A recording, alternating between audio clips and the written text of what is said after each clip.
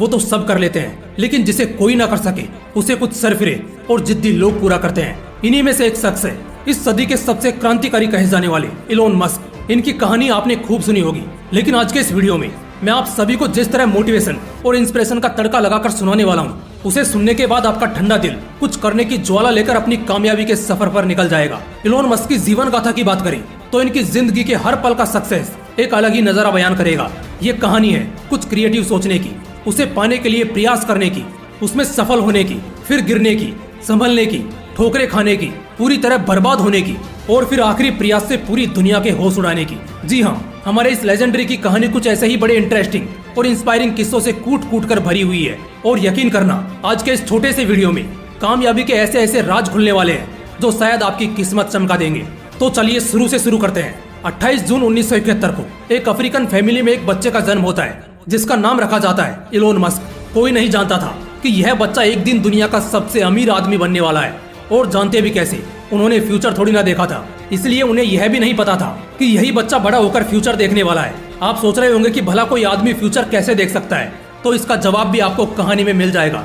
Elon को बचपन से ही पढ़ने का बड़ा शौक था। जहाँ दूसरे बच्चे पढ़ाई से बचने के बहाने खोजते, इलोन पढ़ने के नए नए तरीके खोजता। इन्होंने लगभग 10 साल की उम्र में इतनी किताबें पढ़ डाली जो कि एक एवरेज इंसान अपनी पूरी जिंदगी में नहीं पढ़ पाता।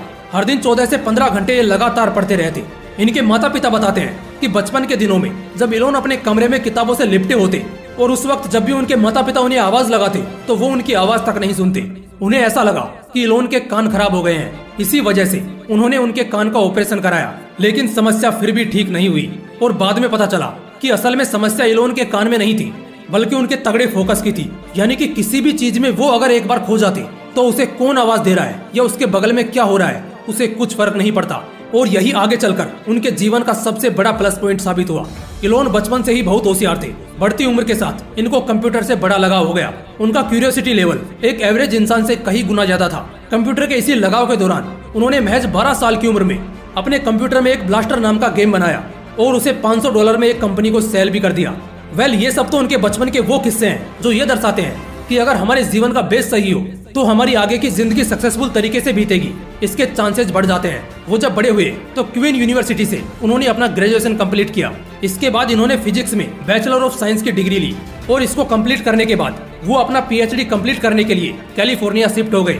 लेकिन वहां जाने के बाद अब उनके पेशेंस ने जवाब दे दिया था। स्टार्टअप के प्रति जो उनका पेशेंस था वो अब जवाब दे चुका था। इसलिए सिर्फ 2 दिन के अंदर उन्होंने ड्रॉप आउट कर लिया और अपने बिजनेस करियर की तरफ आगे बढ़े। उन्होंने अपने भाई के साथ मिलकर सबसे पहले प्रोजेक्ट पर काम किया, दैट वाज Zip2, जो कि एक टेलीफोनिक कंपनी बनकर सामने आई। आगे चलकर 1999 में ये कंपनी भी एक बहुत ही हाई मार्केट वैल्यू में सेल हुई, जिससे इलोन को $22 मिलियन का प्रॉफिट हुआ। उसी साल इलोन ने X.com नाम की ऑनलाइन बैंकिंग स्टार्ट की और बहुत ही जल्द उनकी ये कंपनी भी बहुत सफल रही।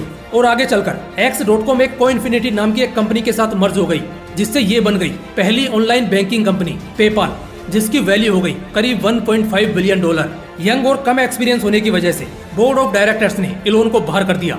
मगर इलोन के जो शेयर्स पेपाल में लगे थे उनके बदले उसे $165 मिलियन मिले। इलोन अभी एक बहुत ही वेल्थी पर्सन बन चुके थे, वो भी महज इतनी छोटी सी उम्र में। उनके पास कुछ सालों के अंदर ही इतना पैसा आ चुका था कि अगर वो सारी उम्र भी शौक से पैसे उड़ाते तब भी खत्म नहीं होते। मगर जैसा कि इलोन अपने इंटरव्यू में कहते हैं कि उन्हें पैसे से बिल्कुल प्यार नहीं है। वो पैसे को सिर्फ एक टूल, एक जरिया समझते हैं जो कि आपकी जरूरतों को पूरा करता है। और उन्हें ज्यादा मटेरियलिस्टिक चीजों का शौक भी नहीं है।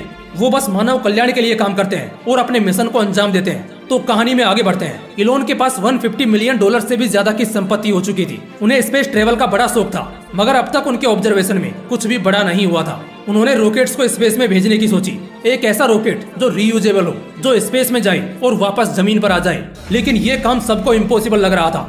सबका यही कहना था कि ऐसा रॉकेट बनाना नामुमकिन है। लेकिन दोस्तों, जैसा मैंने वीडियो के स्टार्टिंग में बताया था कि जो काम सबको इम्पॉसिबल लगता है उन कामों को कुछ सरफिरे पूरा करते हैं। और यहाँ पर वो सरफिरा था इलोन मस्क। उसने इस बारे में नासा से बात की, लेकिन उन्हें एक रॉकेट की कीमत $8 मिलियन बताई, जो कि बहुत ज्यादा थी। इसी वजह से इलोन ने खुद से ही रॉकेट बनाने की सोची। दोस्तों, उनके पास कोई भी रॉकेट साइंस की डिग्री नहीं थी, ना ही उन्हें इसके बारे में कोई डीप नॉलेज थी। इस वजह से उसने रॉकेट के बारे में किताबें पढ़ना शुरू किया और काफी डीप नॉलेज लेने के बाद अपना सारा पैसा नए प्रोजेक्ट स्पेस एक्स में झोंक दिया।